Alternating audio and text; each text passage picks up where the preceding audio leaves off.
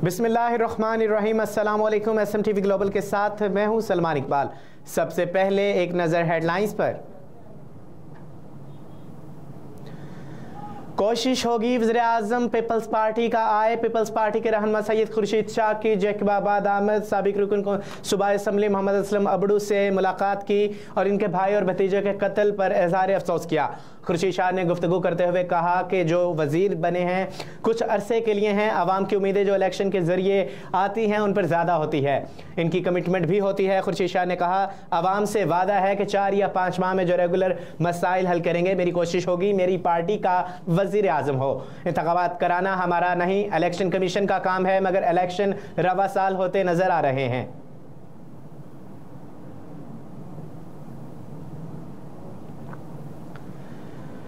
सानेहा 9 मई PTI के 12 कारकुनों को रिहा करने का हुक्म। कराची की इंसदाद दहशतगर्दी अदालत में सानेहा 9 मई के मुकदमे की समाअत हुई।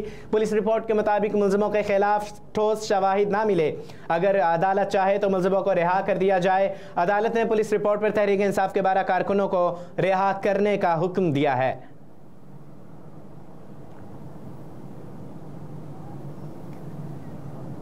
निगरान वफाकी वज़ीर बराए इंसानी हकूक़ खलीद जार्ज ने कहा कि 9 मई और सानेहा जाड़ावाला के मुल्ज़मान को कैफ़रे किरदार तक पहुँचाया जाए और वाक़ई सज़ा दी जाए। निगरान वफाकी वज़ीर बराए इंसानी हकूक़ खलीद जार्ज ने जना हाउस का दौरा किया।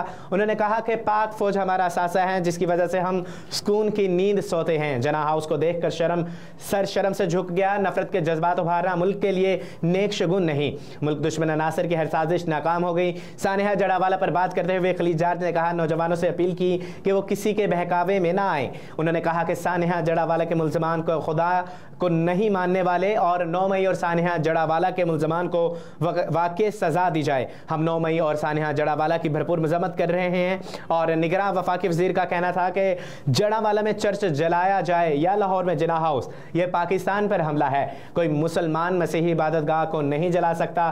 इलेक्शन से मुतालिक खलीद जार्ज ने कहा कि इलेक्शन करवाना इलेक्शन कमीशन के दायरा इख्तियार में आता है।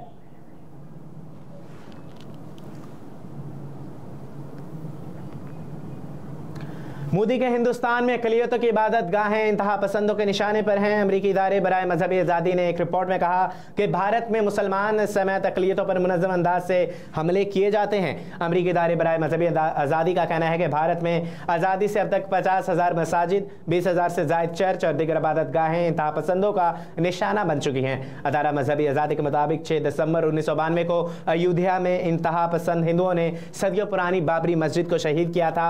बादशाही ईदगाह और मस्जिद, शमसी मस्जिद और ज्ञानोपी मस्जिद समेत दर्जनों इबादत गाहों पर हिंदू इंतहा पसंदों के दावे अदालतों में ज़ेर इल्तवा हैं। अमरीकी इदारे का कहना है कि 2017 में इंतहा पसंद हिंदुओं ने ताजमहल पर भी शिव मंदिर होने का दावा किया था। अमरीकी इदारे के मुताबिक 2008 में उड़ीसा में इंतहा पसंदों ने 600 से ज़ायद ईसाई गाँव और 400 से ज़्यादा चर्च जला डाले। मणिपुर में भी हालिया फिसादात के दौरान 400 से ज़ायद चर्च नजर आतश किए जा चुके हैं। नाहिद खान कौमी वुमेंस क्रिकेट टीम के मैनेजर मुकर्रर। पाकिस्तान क्रिकेट बोर्ड के मुताबिक साबिक इंटरनेशनल क्रिकेटर नाहिद खान 1 सितंबर से कराची में शुरू होने वाले जनूबी अफ्रीका के खिलाफ सीरीज़ के पाकिस्तानी ख़वातीन क्रिकेट टीम की मैनेजर होंगी। 36 साला नाहिद खान ने 120 मैचों में पाकिस्तान की नुमाइंदगी करते हुए 2014 रन्स बनाए और 1 विकेट हासिल की थी।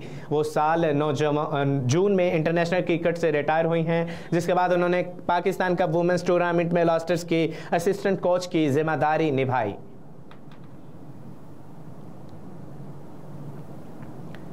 न्यूज़ स्टूडियो से फिल वक्त इतना ही। मज़ीद खबरों से बाखबर रहने के लिए देखते रहिए SMTV और रहिए हर लम्हा बाखबर।